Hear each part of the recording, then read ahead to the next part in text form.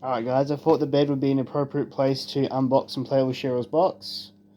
So, I've already taken a couple bits and bobs out of this. I've already taken a chop sticker and this little thing that like you hang up all your coats and stuff on. So straight out of the box we got a sticker. We've got a nice little letter from Cheryl herself. We've got a pair of XL rubber gloves, which I probably should have put on before I started playing with this aforementioned box.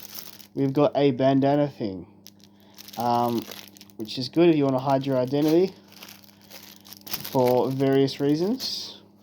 We got a Mighty Car Mod sticker. This is probably, after the chop sticker, this is probably my favourite sticker that they make.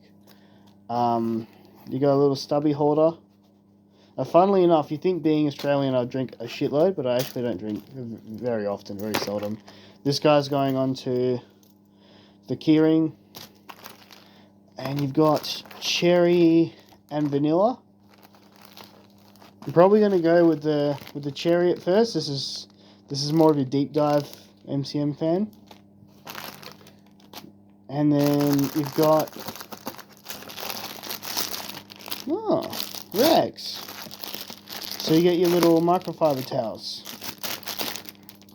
That's come in handy. And then zip ties. See, I never understood, this is cool, but I never understood why. Because the chances are the Mighty Car Mod bit isn't going to be visible. I can't put this, I like this sticker a lot, but I can't put this on my car, otherwise I'll be living a lie. I don't want people to think I got the turbo diesel version of my ute when I can only afford the broke bitch V6. And you got an iron-on patch. You've got some earplugs. And you've got a recipe. And I have got a recipe for...